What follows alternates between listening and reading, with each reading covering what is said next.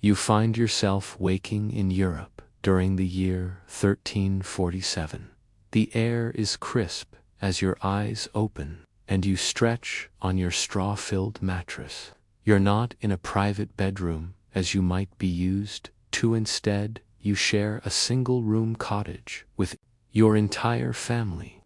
The walls are made of wattle and daub, a wooden frame packed with a mixture of mud, clay, and straw. It's surprisingly effective at keeping out the chill.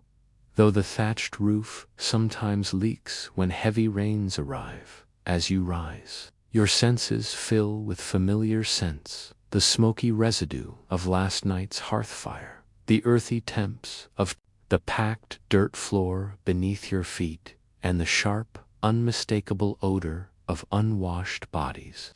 Bathing is a rare luxury in these times. The good news, no one really notices, because everyone smells very much the same. Your stomach growls with hunger. If fortune favors you, there might be leftover bread from the day before, though it's likely as hard as stone by now. You'd soften it in ale. Yes, even children drink weak ale here. It's often safer than water, which can bring terrible illness if drawn from a tainted source. Outside your cottage, the village stirs to life. You hear the lowing of cattle, the clucking of chickens, and neighbors calling to one another as they begin their daily tasks. Most people here are peasants either, free tenants who pay rent to the local lord, or serfs bound to the land, required to give their labor in service. Life follows a steady rhythm, days marked by sunrise and sunset, weeks shaped by the church bells calling you to mass, and years defined by the cycle of planting and harvest. It's a hard existence, certainly, but it's the only one you've ever known. What you don't know and what no one in Europe yet understands is that everything is about to change. A shadow creeps across the continent, one that will reshape society in ways no war or famine ever could. The first whispers arrive. With a traveling merchant, he brings silks from the east, spices from distant lands, and this time he also carries stories, terrifying stories, tales of a sickness ravaging cities along the trade routes, people dying by the thousands, struck down by fever, racked by agonizing swellings, and rarely surviving more than a few days. Some villagers cross themselves and whisper prayers. Others dismiss the tales as exaggerations. After all, alarming rumors often spread faster than truth. The merchant moves on, and for a while, life continues as it always has. But the rumors don't fade. Instead, they grow more frequent, more urgent, more dreadful. Soon, the sickness reaches the great ports of the Mediterranean: Messina, Marseille, Venice. Ships arrive in harbor, carrying only corpses, their crews lost to the disease during the voyage. God save us all, your mother murmurs when she hears the news, making the sign of the cross. In your village, people begin to prepare as best they can, though no one truly knows what they're preparing for. Some stockpile food, others spend extra hours in church, pleading for divine protection. The local healer gathers herbs and remedies, though whether any will work against this unknown affliction remains a mystery. Then the first cases appear. In your region, a nearby village just half a day's walk away reports sudden deaths. Victims suffer raging fevers, terrible thirst, and strange black swellings in their armpits and groins. Few last more than 3 days after symptoms begin. Your village elders meet to decide what must be done. Some urge closing the village to outsiders. Others argue that trade and communication cannot stop. In the end, life goes on, but now, with a new undercurrent of fear. One morning, a young man who works at the mill fails to show up for his duties. When someone checks on him, they find him burning with fever, drenched in sweat, his neck swollen with a painful boil the size of a hen's egg. The plague has arrived. What follows is horror beyond imagination. The sickness spreads with terrifying speed. One day a person is healthy, the next feverish, and by the third, more often than not, they are dead. The black buboes that give the disease its name, the Black Death, are excruciating. Some victims cough blood, a sign the plague has reached their lungs. These unfortunates rarely survive more than a day or two. It's God's punishment. Some say, whipping themselves in penance for their sins. It's bad air. Others insist, carrying posies of flowers to ward off the foul miasma they believe causes the illness. It's the Jews poisoning the wells. A few mutter darkly, though your village has no Jewish residents, and such accusations make little sense. The truth unknown to anyone in the 14th century is that the Black Death is caused by a bacterium called Yersinia pestis. This tiny organism lives in the guts of fleas, which ride on the backs of rats. These rats, stowaways on ships and constant companions in towns and villages, have carried death across continents. When an infected flea bites a human, it regurgitates the bacteria into the wound. The bacteria multiply rapidly, often causing painful swelling in the lymph nodes, the dreaded buboes. If the infection reaches the lungs, it becomes pneumonic plague, spreading directly from person to person through breath and cough. But you know none of this. All you know is that people are dying, and no one can stop it. Your village, like thousands across Europe, is transformed. Church bells, once marking the hours and calling people to prayer, now toll endlessly for the dead until there are too many to count, and the bells fall silent. Bodies are buried quickly, with little ceremony. Gone are the elaborate funerals of old. Now carts collect the dead for mass graves. Some families, wiped out by multiple losses, have no one left to bury their own. Corpses may lie in homes for days until neighbors or parish officials remove them. Fear reshapes how people treat one another. Those with healthy families bar their doors to visitors. Those with sick loved ones find themselves shunned. Some flee to the countryside, hoping distance will shield them. Others turn to religion with desperate fervor, marching through streets while flagellating themselves to appease what they believe is divine wrath. Priests meant to offer comfort are dying in alarming numbers. Their duty requires them to deliver last rites to the dying, exposing them constantly to contagion. Many abandon their flocks. Those who stay often fall victim themselves. Your family has, so far, been spared. Though the plague rages around you, none in your household has fallen ill. You've heard of entire families wiped out in neighboring villages, children orphaned only to die days later, lovers separated by death just hours after pledging devotion. But your luck cannot last forever in a world where the Black Death claims between 1/3 and 1/2 of the population.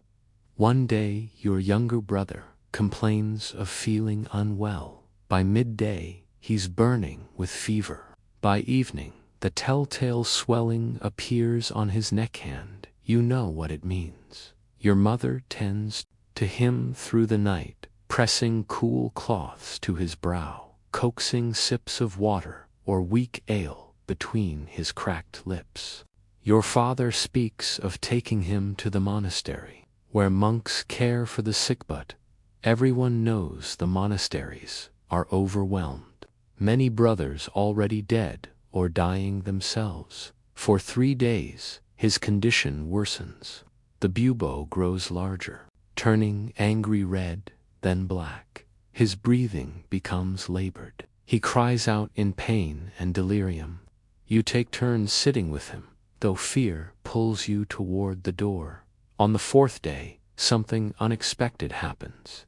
While most victims decline and die at this stage, your brother's fever breaks. He is weak, terribly weak, but alert. The bubo remains, but it has softened. Over the next days, it ruptures and drains, a gruesome but hopeful sign. Against all odds, your brother is among the few who will survive the Black Death. What you cannot know is why. Modern science would later discover that certain individuals carry a genetic mutation called CCR5 delta 32, which offers partial protection against the plague bacterium. This mutation affects a protein on white blood cells, making it harder for the bacteria to invade and hijack the immune system. Your brother may carry this trait, as might others in your family. This random twist of genetics, a fluke of nature, gives some a fighting chance in the deadliest pandemic in human history. Centuries later, scientists would find that this same mutation also provides resistance to HIV, the virus that causes AIDS. The Black Death, in selecting for survivors with this genetic advantage, would unknowingly help protect some of their descendants from a disease that wouldn't emerge for another 600 years. But that is a story for another time. For now, your family celebrates your brother's recovery as the miracle it seems. Not everyone is so fortunate. As the weeks pass, the plague continues its grim work. Your village, once home to perhaps 200 souls, is reduced to fewer than 100. Fields lie untended. Those who would work them are either dead, caring for the sick, or burying the dead. The lord of the manor, who lives in a stone house overlooking the village, has lost his wife and 2 children. Even wealth and privilege offer no shield against the plague. Strangely, some seem untouched despite constant exposure. The village gravedigger, an unsavory man who robs corpses before burying them, handles plague-ridden bodies daily, yet never falls ill. A midwife who tends the sick between deliveries also remains healthy. Like your brother, they may carry genetic protection, but in medieval minds, their survival is attributed to divine favor or dark magic. Food grows scarce as harvests are neglected and trade dwindles. Prices for basic goods soar. Anything believed to be a remedy, certain herbs, exotic concoctions, holy relics, becomes impossibly expensive, if available at all. As colder weather, strangely, some seem untouched despite constant exposure. The village gravedigger, an unsavory man who robs corpses before burying them, handles plague-ridden bodies daily, yet never falls ill. A midwife who tends the sick between deliveries also remains healthy. Like your brother, they may carry genetic protection, but in medieval minds, their survival is attributed to divine favor or dark magic. Food grows scarce as harvests are neglected and trade dwindles. Prices for basic goods soar. Anything believed to be a remedy, certain herbs, exotic concoctions, holy relics, becomes impossibly expensive, if available at all. As colder weather arrives, the plague begins to ease. Not because of human effort, but because fleas grow less active in the cold, and rats retreat to their nests. For a brief moment, there is hope that the worst is over, but the Black Death is not finished. It withdraws only to return with the warmth of spring, finding new victims among those who survived the first wave. Over the next several years, successive outbreaks sweep across Europe, killing an estimated 75 to 200 million people, perhaps half the continent's population. The world that emerges is fundamentally changed. The massive loss of life disrupts the feudal order. Labor becomes more valuable. Power shifts between peasants and nobility. Religious authority is questioned. Why did prayers go unanswered? Why did so many priests flee? Medical traditions, rooted in ancient texts and superstition, are challenged by the plague's defiance of every known cure. For survivors, your brother, the gravedigger, the midwife life will never return to what it was. They are the fortunate ones, though they carry the weight of survival in a world hollowed by loss. They will rebuild communities, renegotiate relationships with power, and slowly shape a post-plague society that, for better or worse, sets Europe on a new course. But that is a story for another night. For now, as you drift toward sleep, imagine yourself among those medieval survivors, watching the first stars appear above your village. The plague has passed, at least for now. You have lived through one of humanity's darkest chapters, and though you don't yet realize it, you stand at the threshold of a new world. Born from the ashes of the old, the soft sound of your breath blends with the night, a distant dog's bark, the rustle of leaves in a gentle breeze. Despite everything, despite unimaginable grief and suffering, life continues. And in that simple truth lies perhaps the deepest lesson of the Black Death. Humanity's astonishing capacity to endure, to adapt, and ultimately to carry on. The day after your brother's recovery brings a strange mix of emotions. Relief, yes, but also a quiet unease. Why was your family spared when so many others were not? This survivor's guilt, this sense of unworthiness amid shared suffering, haunts many who live through catastrophe. Your brother is weak but clear-eyed. The drained bubo on his neck has left a scar that will mark him for life, a permanent reminder of his brush with death. But a scar is far better than a grave. Each day of his recovery is treated as a gift. Why did I live when so many died? He asks one evening, his voice still rough from illness. Your mother, lighting a rush candle as darkness falls, pauses before answering. God's will, she says, simply, though her tone suggests she isn't entirely sure.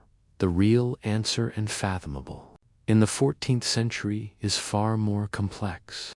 Throughout history, infectious diseases have acted as powerful agents of natural selection. Those with genetic advantages against specific pathogens survive at higher rates, passing those traits to future generations. The Black Death is perhaps the most dramatic example of this process. Deep in your brother's cells, and perhaps yours, lies the CCR5 Delta 32 mutation. It creates a shortened version of a protein that makes it harder for the plague bacterium to hijack immune cells. Some carry one copy, offering partial protection. A fortunate few have two, granting strong resistance.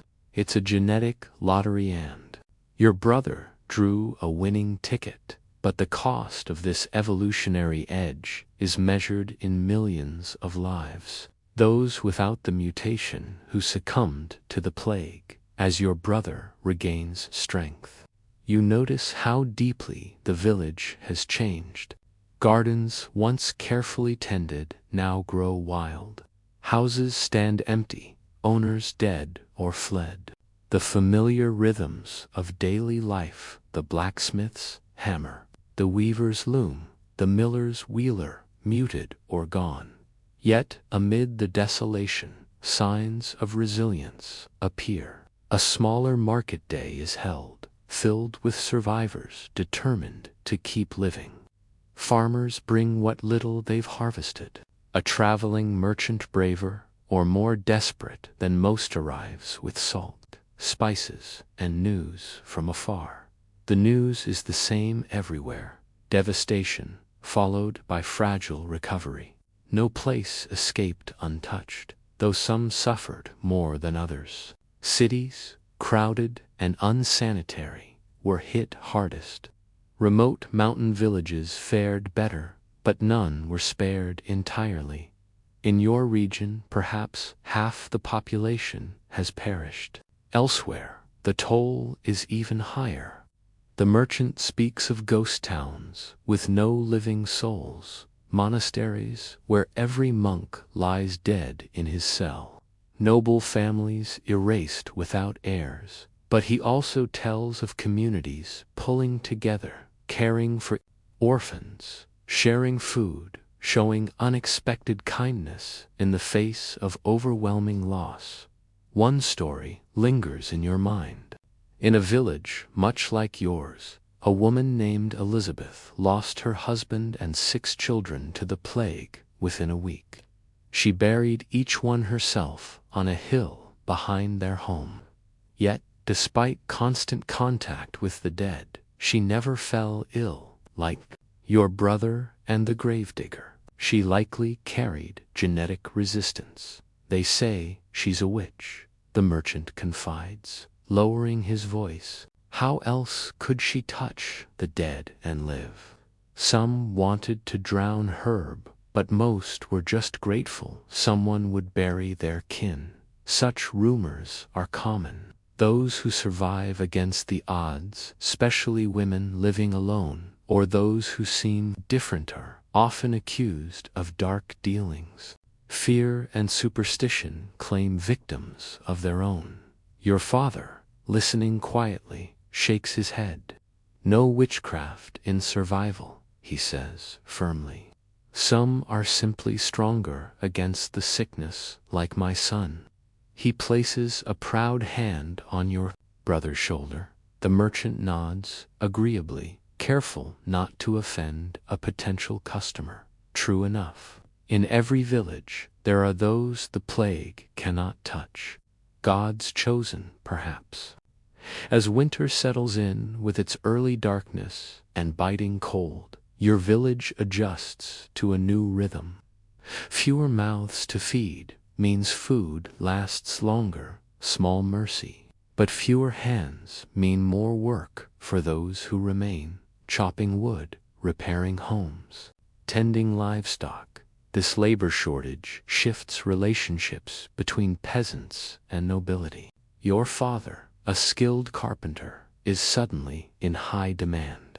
The lord of the manor, who once would have commanded his service, now negotiates, offering better terms for urgent repairs. He offered me a silver penny for 3 days' work. Your father tells your mother one evening, his voice hushed with disbelief, and a side of bacon.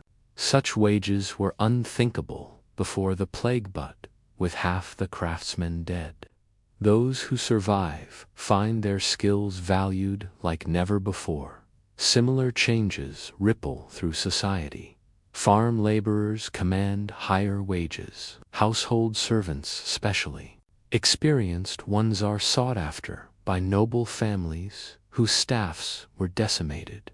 Women, too, find new opportunities.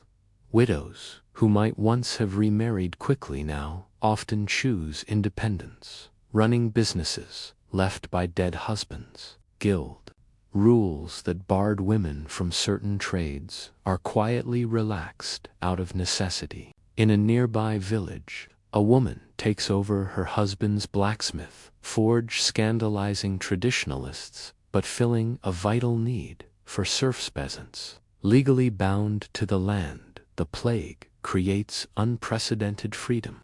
Many lords, desperate to keep fields worked, offer freedom to those who stay. Others simply leave, moving to towns or other manors where conditions are better. With so many dead, enforcing old restrictions becomes nearly impossible. These changes don't happen overnight. The feudal system doesn't collapse in a day, but the seeds of transformation are planted and they will grow. Your own family adapts as best it can. Your brother regains strength, though he tires more easily. Your father's carpentry brings better pay than ever before. Your mother takes in washing from the manor work, now better compensated due to the shortage of willing hands. You, too, find new opportunities. The parish priest, one of the few clergy who neither died nor fled, needs help maintaining church records. With basic literacy taught by your mother, who once served in a noble household, you're well suited for the task. Spring arrives with both hope and dread. New life emerges, crops sprout, wildflowers bloom, birds return. But warmth also brings conditions favorable for plague's return, and sure enough, new cases appear. This second wave is less severe. Fewer people remain to infect, and many survivors may carry some resistance. Still, each new death reopens barely healed wounds. One afternoon, while helping the priest update the parish death register, grimly long document, you ask a question that's haunted you. Father, why did God send the plague? The priest, an older man whose face is lined with exhaustion, considers before answering. Some say it's punishment for sin. Others believe it's a test of faith. The Pope himself calls for prayer and penance to end the scourge. He dips his quill, adding another name. But I've seen the most pious die in agony, while notorious sinners live unscathed. I've prayed beside innocent children. Among the dead is the lord of the manor himself, Fey man in his 50s, who survived the first wave only to succumb to the second. His death. The priest, an older man whose face is lined with exhaustion, considers before answering. Some say it's punishment for sin. Others believe it's a test of faith. The Pope himself calls for prayer and penance to end the scourge. He dips his quill, adding another name. But I've seen the most pious die in agony, while notorious sinners live unscathed. I've prayed beside innocent children as the plague took them. He sighs heavily. Perhaps it's not for us to understand God's plan. This crisis of faith echoes across Europe. The plague defies medieval religious logic. If it's divine punishment, why does it strike the virtuous and the wicked alike? If prayer is the cure, why do devout monasteries suffer the highest death tolls? The Church's authority, once nearly absolute in explaining earthly suffering, begins to crack. Medical knowledge faces similar collapse. University-trained physicians prove no more effective than village healers. Their theories of humors and celestial alignments fail to explain why some recover and others don't, or why some villages suffer more than others. Some doctors bravely attend the psychophon, dying themselves. Others flee at the first sign of outbreak. Those who stay often wear distinctive protective gear, long waxed robes, gloves, and masks shaped like bird beaks, filled with herbs believed to purify the air.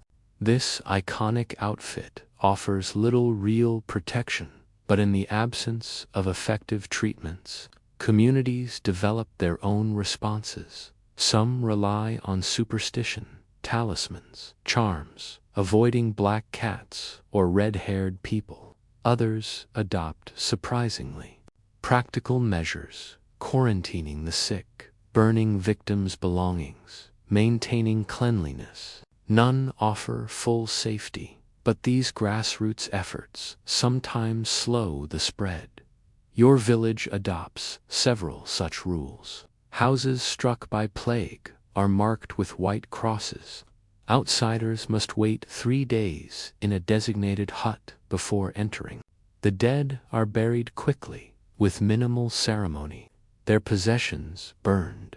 These precautions help but can't stop the plague entirely. By midsummer, a dozen more villagers have fallen to this second Wiva, heavy blow to a community already thinned by the first outbreak.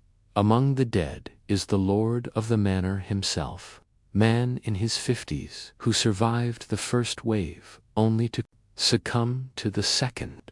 His death sends ripples through the local order. His son, barely 20 and untested, must now take the reins of a shattered estate in a world transformed beyond recognition, newly returned from studies in Paris. The young heir inherits the manor and its lands. Unlike his father, shaped by tradition, this new lord carries ideas forged in the intellectual ferment of the city. He sees clearly the new reality. Labor is scarce, and power has shifted. Rather than cling to the old order, he offers better terms to tenant farmers. Serfs who agree to remain on the land are granted their freedom and more favorable rents. Skilled workers, your father among them, receive privileges once reserved for higher ranks. Not all nobles respond so wisely. In nearby manors, some lords double down on control, forbidding peasants from leaving, punishing those who ask for higher wages, using threats or force to preserve a system already crumbling. But these efforts rarely last. With land plentiful and hands few, peasants simply walk away, finding ready welcome elsewhere. The old world cannot be held together by will alone. The second wave of plague eventually fades, leaving your village diminished but standing. Of the original 200 residents, about 90 remain. Fields have been consolidated, focusing cultivation on the richest soil. Empty houses stand silent, their timbers and thatch slowly taken apart and reused. Yet life, with its stubborn persistence, begins to normalize. Children play again in the square. The rhythms of farming, planting, tending, harvesting resume, adapted to fewer hands. Weddings are held. Babies cry in cradles. Commerce stirs anew. One clear day, a surprising visitor arrives, a mason who left years ago for the cities. He speaks of building grand cathedrals, of streets teeming with artisans and scholars. But when the plague struck, the city became a tomb. I watched half the population vanish, he says, eyes shadowed by memory. The rich fled to country estates. The poor had nowhere to go. Bodies piled faster than they could be buried. When construction halted and work dried up, he returned, home like many others. His story is not unique. Across the land, a quiet reversal unfolds. People who once sought opportunity in crowded towns now seek safety in the countryside. Cities, with their tight quarters and poor sanitation, proved deadly breeding grounds. Survivors bring more than relief, they bring new skills, fresh ideas, and glimpses of other ways to live.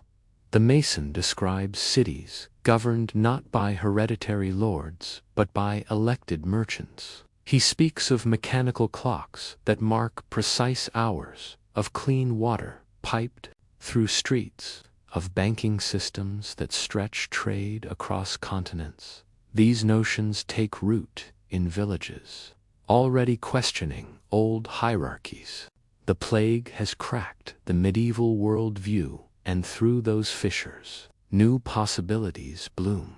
For your family, the altered world opens unexpected paths. Your brother, fully recovered, though marked by his ordeal, apprentices with the returned Mason, learning a craft now in high demand. Your father's carpentry earns wages once unthinkable for a peasant. Your mother no longer takes in laundry. Instead, she tends an herb garden, her remedies sought after, since so many healers perished. And you, once limited by birth, now assist the parish priest with records. Your literacy, rare among villagers, makes you invaluable. In the rigid world before, your talent might have gone unnoticed. But in this reshaped society, ability matters more than blood. One evening, as your family shares a meal richer than any from before, your father speaks what many feel but hesitate to say. It's a terrible thing to admit, but for those of us who survived, life is better now. Your mother nods slowly. More food, better pay, more freedom. She pauses, built on countless graves. This is the uneasy truth of the post-plague world. For the fortunate, whether by genetic luck, like your brother, by isolation, or sheer chance, the new era offers opportunities the old never could.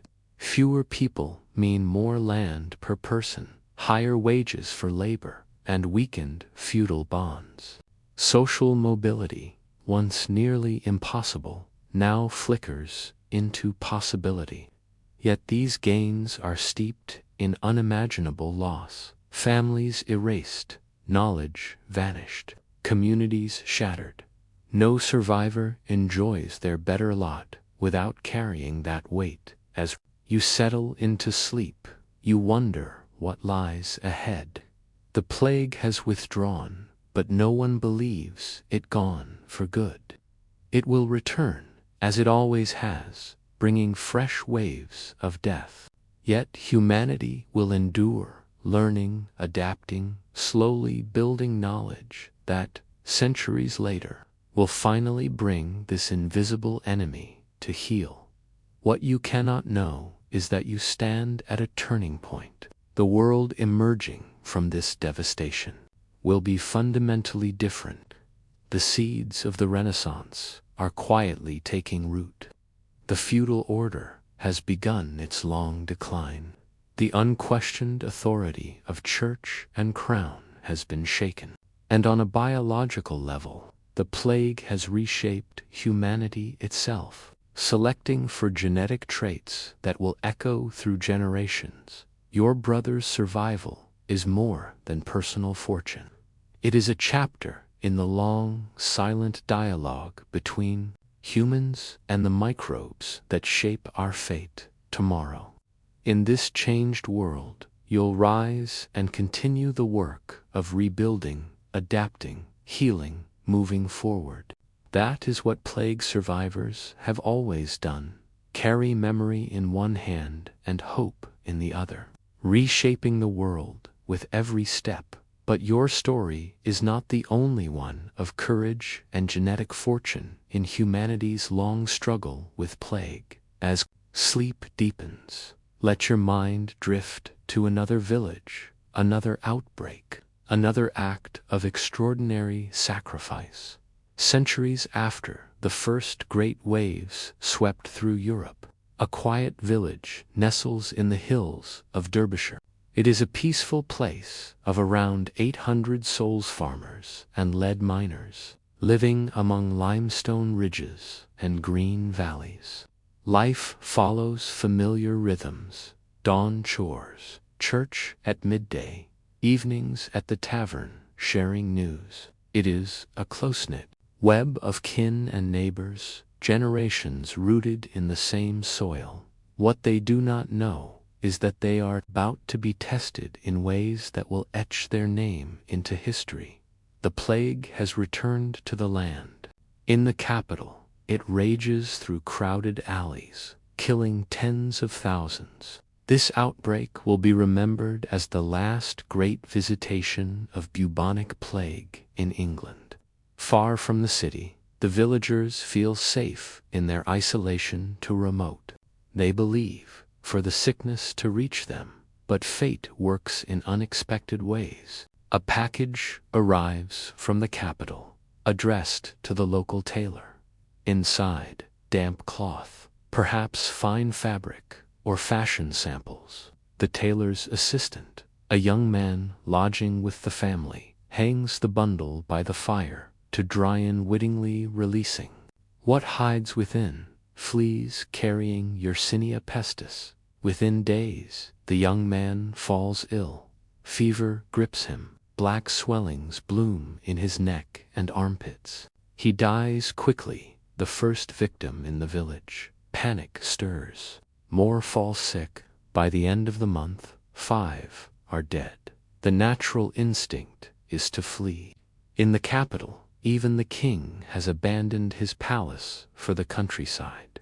Wealthier villagers begin packing, ready to seek refuge beyond the hills. At this turning point, 2 men step forward: William Mompesson, the newly appointed rector, and his predecessor, Thomas Stanley. Though divided by religious doctrine, one Anglican, one Puritan, unite in a single, staggering proposal. The village should quarantine itself. No one leaves, no one int. The plague has returned to the land.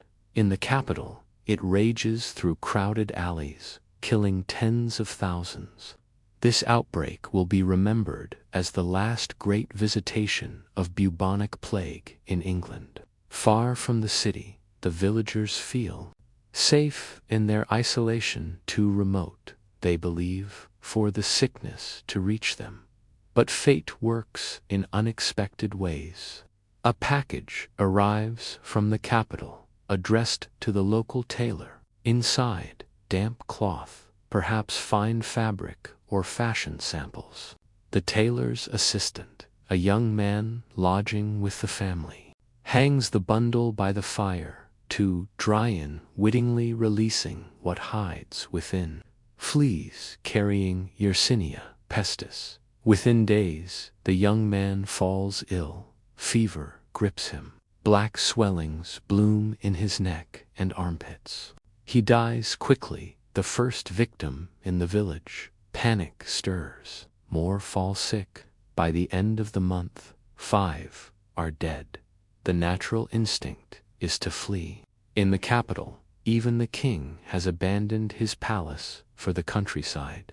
Wealthier villagers begin packing, ready to seek refuge beyond the hills. At this turning point, 2 men step forward: William Mompesson, the newly appointed rector, and his predecessor, Thomas Stanley. Though divided by religious doctrine, one Anglican, one Puritan, unite in a single, staggering proposal.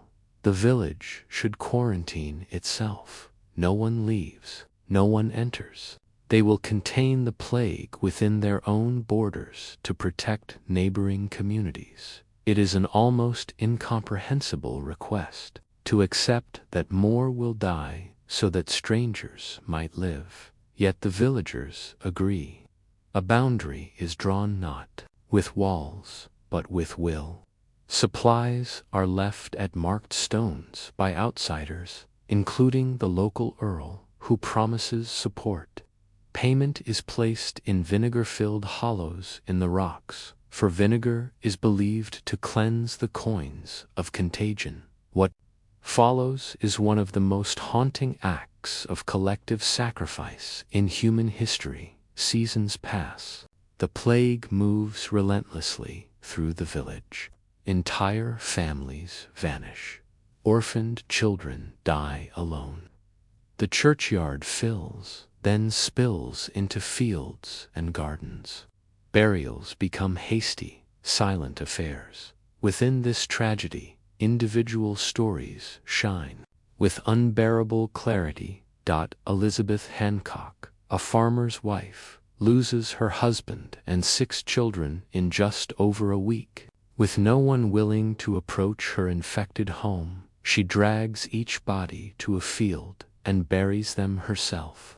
Miraculously, she never falls ill, likely protected by the same genetic mutation that shielded others before her. The graves she dug, still visible today, stand as a monument to grief and endurance. Then there is Marshall Howe, the village gravedigger. He loots the homes of the dead before burying them, driven more by greed than duty. Yet despite handling countless plague-ridden corpses, he never shows a single symptom. Again, science would later suggest the cause, a silent advantage written in his DNA. And there is the heartbreaking tale of Emmett Seidel and Roland, 2 young lovers suddenly separated by the quarantine. Emmett lives inside the village. Roland outside. They meet at a ravine that marks the boundary, standing far apart, speaking across the distance to keep love alive. Then one day, Emmett stops coming. Roland waits, calling her name, receiving no answer. Only after the quarantine ends does he learn she died months earlier. Quiet tragedy in a season of mass loss. Even strange legends arise, like that of Margaret Blackwell, who, feverish and delirious, drank a bowl of bacon fat, thinking it milk, and recovered. Villagers long claimed the fat cured her. In truth, she likely carried natural resistance. But in a world desperate for hope, any story of survival becomes a lifeline. Through it all, the clergy offer what comfort they can. Mompesson, who championed the quarantine, pays a terrible price. His wife, Catherine, contracts the plague while tending the sick and dies in his arms.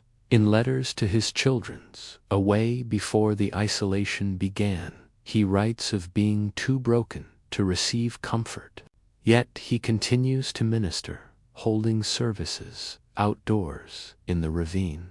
Villagers, standing well apart, an early form of social distancing, finding solace in prayer. Even as death circles close, not everyone rises to the moment. There are acts of selfishness, looting, neighbor turning from neighbor, one woman caught trying to flee to a distant town. But these are exceptions. The overwhelming story is one of unity, of hundreds choosing to face death so others might live. When the plague finally exhausts itself, nearly half the village is gone. Only about 340 of the original 800 remain. Families are erased from memory.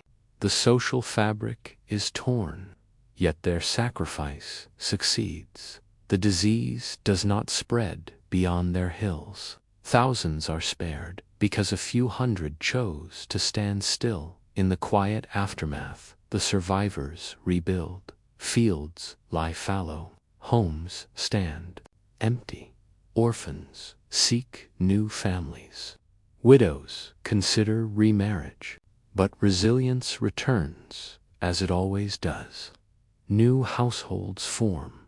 Distant kin arrive to claim abandoned land. Skilled survivors command higher value. The village, though scarred, lives on. For some, the wounds never fully close. Elizabeth Hancock remarries and has more children, but villagers say she carries a faraway look, as if still walking that field with the ghosts of her first family. Marshall Howe, despite surviving, is shunned for his grave robbing. Mompesson, heartbroken, leaves a few years later, though he lives decades more. His writings reveal he never escapes the shadow of those plague months. The village itself slowly recovers. Some family names vanish forever, others endure. Over time, the story of the quarantine becomes part of local legend, told with pride and sorrow. Centuries later, during an age fascinated by heroic history, the tale is rediscovered. Visitors come to see the boundary stones, the Riley graves, the church where courage was preached amid despair. A special service is held each year in remembrance. Today, the village remains a living community, not just a museum. Descendants of survivors still walk its lanes, some bearing the same surnames as those who faced the plague. Genetic studies reveal unusually high rates of the CCR5 Delta 32 mutation, among them silent proof of how catastrophe shapes biology. And in recent times, when another pandemic forced the world into isolation and sacrifice, the story of this village resonated anew, not as ancient history, but as a mirror. The villagers who chose quarantine did not act for fame or future memory. They acted because it was right, and perhaps that is why their story endures, a testament to what humans can choose when faced with darkness. Tomorrow, we'll explore how societies rebuilt after these outbreaks, how power shifted, economies transformed, and the biological legacy of plague resistance continues to influence health even now. But for tonight, let the courage of this small village accompany you into sleep, a quiet reminder that even in the face of overwhelming loss, humanity can choose compassion, community, and hope. Now, return in your mind to the earlier village, the one struck by the first great pandemic. The landscape is familiar, yet altered. The population has halved. Empty cottages stare like hollow eyes down the lane, but smoke rises from fewer chimneys, yes, but more steadily. Gardens are smaller, but better tended. The sound of the blacksmith's hammer returns, slower but sure. Life, diminished, continues. And in that continuation lies the quiet miracle of survival, not just of bodies, but of the will to rebuild. Their thatched roofs sag under the weight of neglect. Gardens, once carefully tended, now choke beneath weeds. Yet, amid this quiet decay, subtle shifts are taking root, shifts that will gradually unravel the foundations of the old order. In the fields beyond the village, the transformation is immediate. Before the great dying, every scrap of land was pressed into service, even poor, rocky soil that yielded little. Generations of rising population had driven farming onto ever more marginal ground as families strained to feed themselves. Now, with so many gone, land is suddenly plentiful. Survivors abandon the weakest plots, concentrating their efforts on the richest soil. This simple choice brings a quiet revolution. Harvests per person rise dramatically. Where peasants once scraped by after paying rents and tithes, many now gather surplus grain. For those who endured the horror of mass death, this abundance of food feels almost miraculous, small mercy in a world emptied of loved ones. Diets begin to change. Before, most peasants ate little but bread, porridge, and weak ale. Meat was a rare luxury. Now, with fewer mouths to feed and more land available, many turn fields to pasture. Cows graze where wheat once grew. Meat, cheese, and butter appear more often on humble tables. Even physical health improves. Stature, long stunted by poor nutrition, begins to rise again as people eat better. But the deepest changes unfold in the relationship between those who work and those who own. The staggering loss of life has created an acute shortage of labor. Fields still need plowing, crops harvesting, cloth weaving, roofs repairing, but there are simply not enough hands to do the work. For those who survived, this scarcity becomes leverage. Take Thomas Fletcher, a plowman in your village.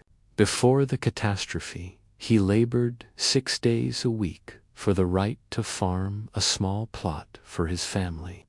If he faltered or complained, dozens stood ready to take his place.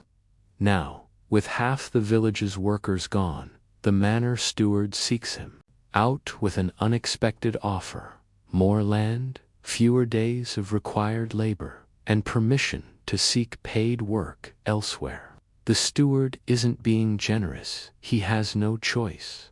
Without Thomas's skill, the fields lie fallow, and even the Lord will go hungry. This pattern repeats across the land. Peasants once bound to the soil by generations of obligation, now their thatched roofs sag under the weight of neglect. Gardens, once carefully tended, now choke beneath weeds. Yet, amid this quiet decay, subtle shifts are taking root, shifts that will gradually unravel the foundations of the old order.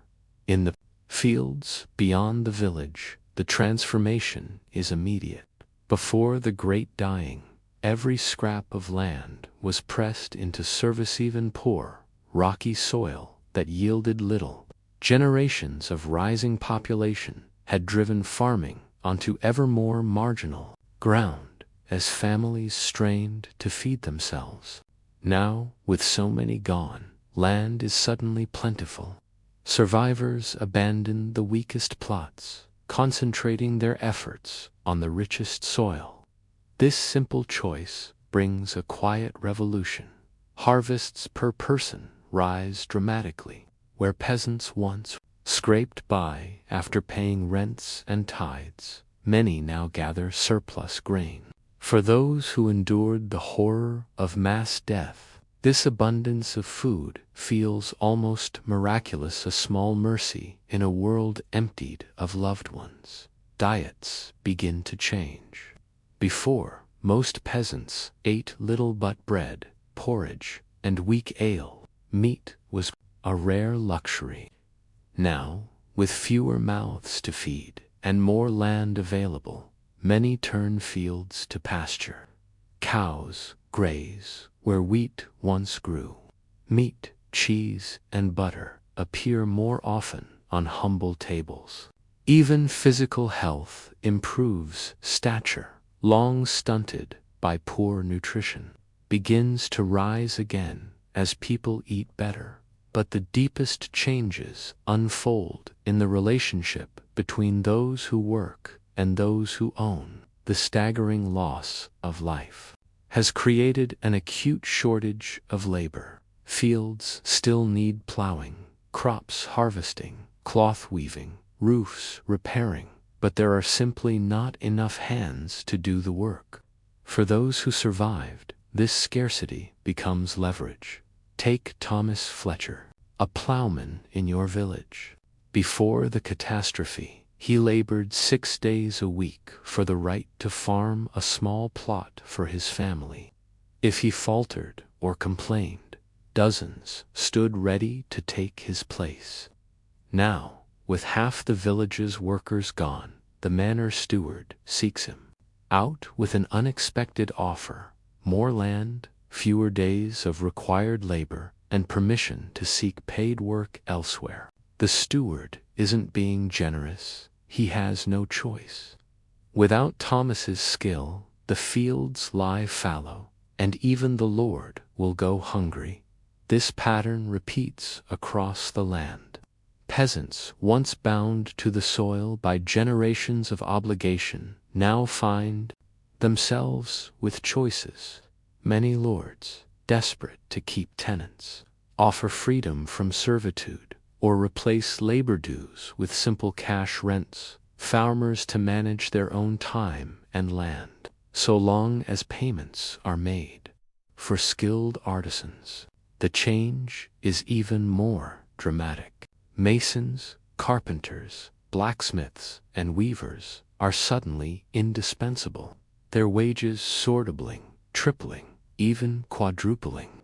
A carpenter who once barely fed his children now builds a two-room cottage with glass in the windows, wears finer wool, and eats meat several times a week. This upward shift alarms the nobility and wealthy merchants.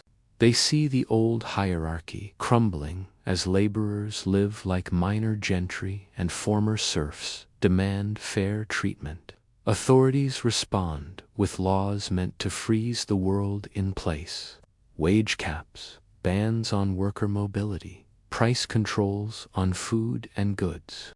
Similar rules appear in cities and kingdoms across the region. Edicts forbidding employers from offering more than pre-crisis wages, or workers from seeking better terms elsewhere. But these laws falter against reality. The labor shortage is too severe. Enforcement is nearly impossible in the countryside, where local officials often depend on goodwill from the very workers they're supposed to police. Workers find clever ways around the rules. A carpenter might accept the legal wage but receive extra in food, clothing, or housing. A farmhand might work slowly unless offered better terms. And for lords, the math is stark. Punishing a worker means losing one of the few hands left, while driving him away only ensures he'll be welcomed elsewhere. Tensions eventually spill into open rebellion. In one region, rural laborers rise up, attacking noble estates. Though crushed with brutality, the revolt reveals a new boldness among the working class. Elsewhere, thousands march on a capital city, demanding an end to forced labor, the abolition of hated taxes, and greater equality. A radical preacher asks, when Adam, Doug, and Eve spun, who was then the gentleman, challenging the very idea that some are born to rule and others to obey. Though these uprisings are suppressed, they mark a turning point. Peasants no longer accept their station as divine fate. Workers now see better treatment, not as charity, but as their right. The social contract has been rewritten not by philosophers, but by survivors. Cities undergo their own transformations. Urban centers, with their crowded lanes and poor sanitation, suffered terribly. In one major city, 3 of every 4 people vanished. Yet from this devastation come opportunities. Housing, once scarce and costly, becomes available and affordable. Apprentices step into masters' shoes years early as guilds lose senior members.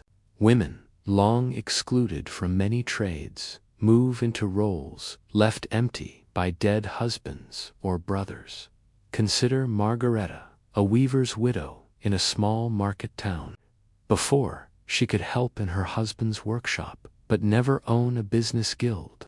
Rules forbade it. When he dies and leaves her his loom, tools, and the skill she honed beside him, the guild faces a choice: uphold tradition and lose a skilled worker, or adapt.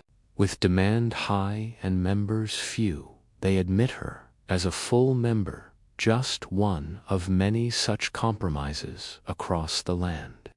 For a time, women enjoy economic roles once unimaginable. Even fashion and art shift in the aftermath. The ever-present shadow of death gives rise to the Dong's macabre scenes, of skeletons leading pope, peasant, and king alike to the grave. Yet, alongside this somber reflection blooms a new celebration of life. Survivors, keenly aware of how quickly joy can vanish, embrace beauty with fresh intensity. Clothing grows richer in color and fabric. Drab practicality gives way to bold designs and luxurious materials. Elites, uneasy at commoners dressing above their station, pass sumptuary laws, but who enforces them when prosperous artisans can afford silk and their neighbors see no reason to object? The church, too, feels the strain. Many priests fled during the crisis, abandoning their flocks. Others stayed and died, leaving parishes leaderless. Monasteries, with their close quarters, were decimated, centuries of learning lost in a season. More troubling are the questions the plague raises. If this is divine punishment, why do the pious die alongside the wicked? If prayer is the answer, why did monasteries suffer worst of all? No doctrine provides comfort. Some respond with deeper devotion, seeing survival as divine favor. Others grow skeptical, doubting authorities who offered prayers but no protection. This questioning, combined with newfound economic freedom and leisure, creates fertile ground for new ways of thinking. With fewer hands needed to produce life's essentials, more minds turn to art, science, and philosophy. Education, once reserved for clergy and nobles, spreads to merchants and artisans' children. Small schools appear, teaching reading, writing, and arithmetic skills now valuable in trade and as markers of rising status. Labor scarcity also spurs innovation.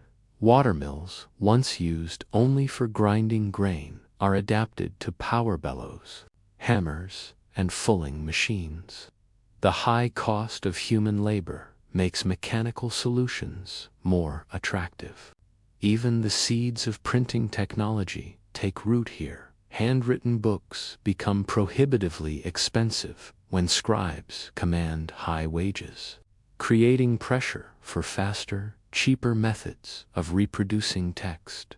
Most profoundly, the catastrophe shatters the belief that the world must remain as it always was. When half the population vanishes in a few seasons, when hierarchies collapse and rebuild in new forms, the idea of unchanging tradition loses its grip. People begin to imagine alternatives, different ways to organize work, share resources, structure authority. Most of these ideas never take full shape, and many changes prove temporary. But the very willingness to consider change becomes permanent. The psychological barrier against innovation weakens, making space for the intellectual and artistic revolutions that will redefine society for those living through it. However, these shifts aren't grand historical movements, they're daily adjustments. Thomas the Plowman doesn't ponder the fall of feudalism. He negotiates better terms so his children eat meat once a week.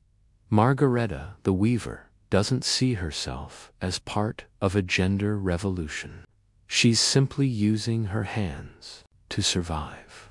Yet millions of such quiet decisions, multiplied across a continent, wear away the bedrock of the old world like water shaping stone.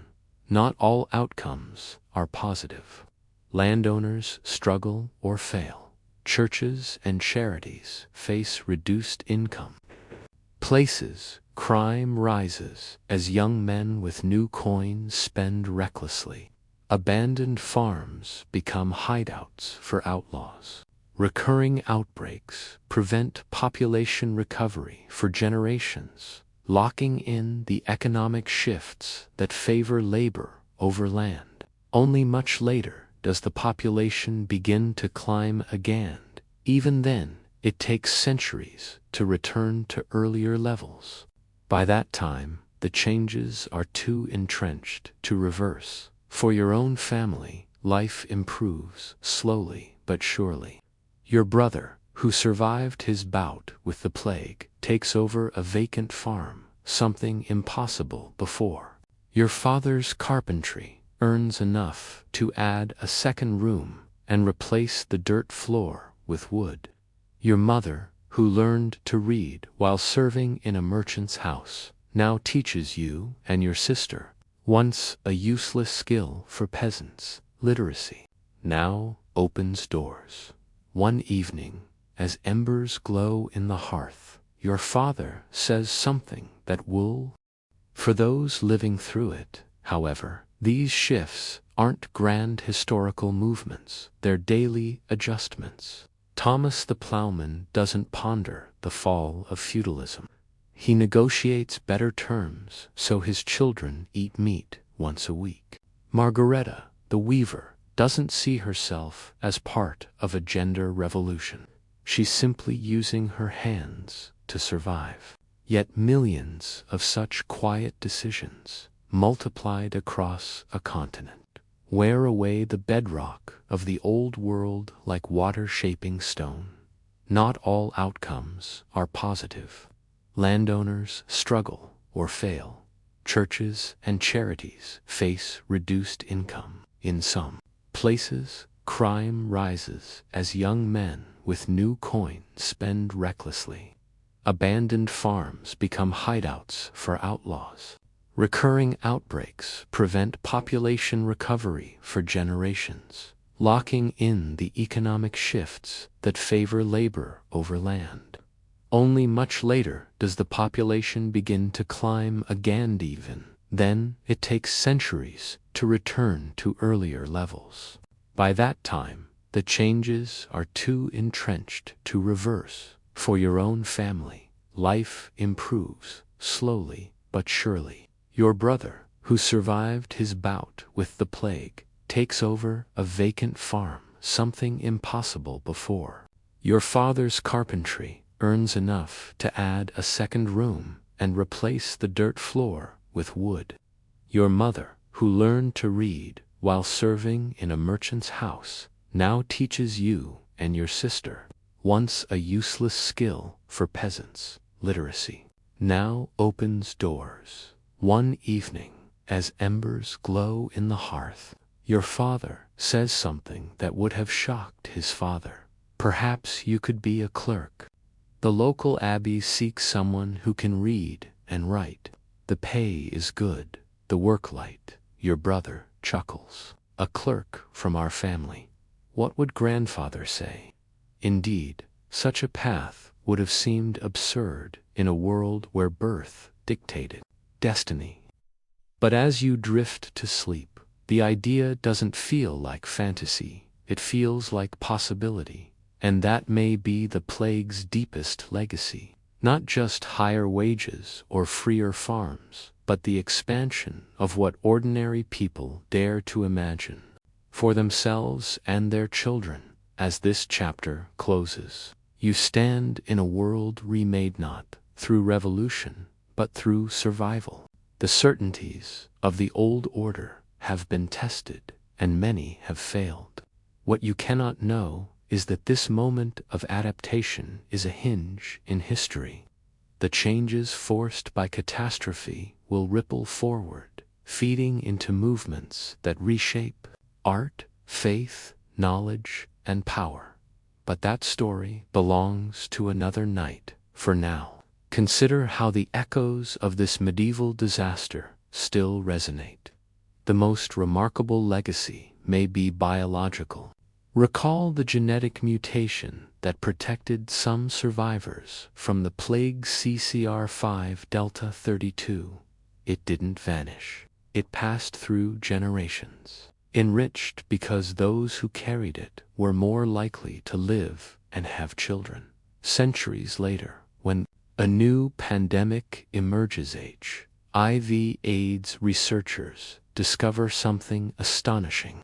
Some people resist infection despite exposure.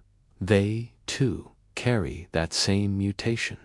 Scientists realize both diseases use the CCR5 protein as a doorway into human cells. The DELTA32 variant blocks that door. A defense forged against one invisible enemy 6 centuries earlier now shields against another. This insight leads to new medicines that mimic the mutation's effect, meaning medieval survivors, in a real sense, help save lives in our time. But the biological imprint runs deeper. The plague acted as a powerful filter, selecting for immune systems that could withstand its assault. Today's descendants carry that legacy, potentially explaining why certain autoimmune conditions, like rheumatoid arthritis or multiple sclerosis, are more common in some populations. The same vigorous immune response that saved ancestors may, in a different era, turn against the body itself. Pandemics don't just end and vanish. They reshape the very biology of survivors, a legacy written in DNA, echoing for centuries. Socially, too, the changes proved lasting. In some regions, the old system of bound labor never fully returned.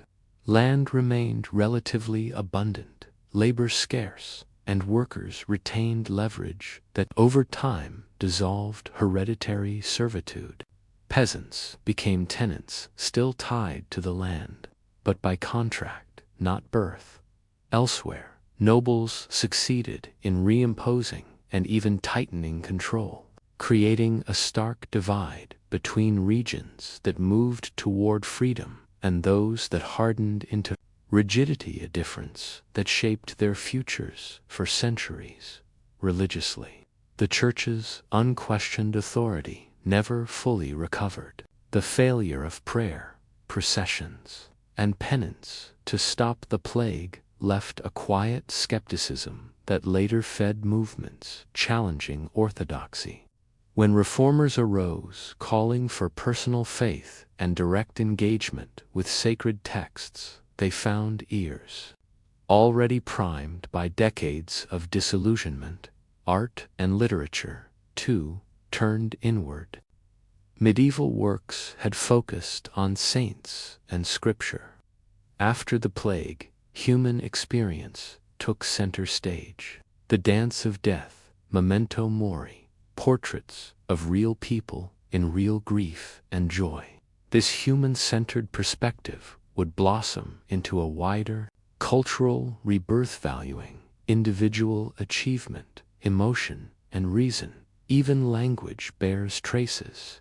Quarantine comes from the practice of isolating ships for 40 days during outbreaks. The phrase deadline may echo the lines drawn around plague-stricken homescross at your peril, and the nursery rhyme ring around the rosy rash, posies to ward off bad air. We all fall down may hold, in its innocent cadence, a distant memory of mass death. Whether or not the rhyme truly stems from plague days, its haunting possibility reminds us how deeply catastrophe can seep into culture, shaping not just laws and lands, but lullabies and dreams. Cultural memory, too, was reshaped. The Great Pandemic transformed how humanity understood disease itself. Before, illness was seen largely as divine judgment or the result of internal imbalances, bodily humors out of harmony. The idea of contagion as we know it today barely existed. But the plague's unmistakable path, spreading along trade routes, leaping from person to person through close contact, made it impossible to deny that some sicknesses could travel. Communities responded with practical measures, born not of scientific theory, which would come much later, but of hard-won observation. Ships were held at bay before docking. Infected households were sealed off. Victims' belongings were often burned. Cities created emergency health boards with sweeping authority during outbreaks, laying foundations for public health systems that would evolve over generations. These approaches, forged in desperation rather than knowledge, nonetheless saved countless lives in later waves of disease. By the time the final major outbreak struck a major port city, officials had refined these tools: cordons, sanitaires, strict isolation, careful monitoring. Thanks to lessons carved from loss, the crisis was largely contained to that region. Such measures came too late for the millions who perished in the first catastrophe. Of course, but the hard-earned wisdom helped blunt the edge of future epidemics. When another deadly disease swept through cities generations later, public health leaders reached back to these traditions: quarantines, movement controls, isolation, if imperfectly at first. As understanding grew, so did effectiveness. And even in recent global health emergencies, many of the core responses: travel restrictions, contact tracing, separating the sick from the healthy, trace their lineage to strategies first tested in the shadow of plague. The tension between economic life and public safety echoes those ancient debates. Should markets close? Should gates be barred? How much loss can a community bear to save lives? These are not modern dilemmas, but human ones, recurring whenever disaster threatens the balance between survival and sustenance. Perhaps most deeply, the pandemic altered how people think about catastrophe itself. Earlier generations had known war, famine, and smaller outbreaks, but nothing matched the scale and speed of this devastation. It surpassed all memory, all record. Faced with near-total collapse, communities were forced into a kind of collective reckoning. Those who survived learned they could endure losses once thought unbearable and still go on. Individuals discovered strengths they never knew they had. Societies built memory into their institutions, creating practices to face future crises. This resilience, the ability to mourn, rebuild, and adapt, remains one of humanity's greatest resources. Across history, time and again, communities have confronted disasters that seemed to mark the end of everything.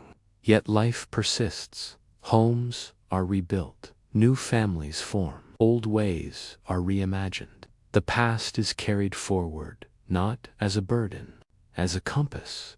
We see this pattern after every great rupture. Cities buried by fire or earth, pandemics that sweep through populations, storms that erase coastlines. The Great Dying stands as perhaps the most extreme example in human record, a moment when half the world seemed to vanish overnight. Yet from that abyss, people found a way to continue. This is not to soften the horror. The suffering was immense. Families shattered, knowledge extinguished, millions of unique lives cut short, each containing dreams, loves, and possibilities lost forever. No social shift or genetic twist can justify such grief. But understanding how people endured offers something vital: perspective.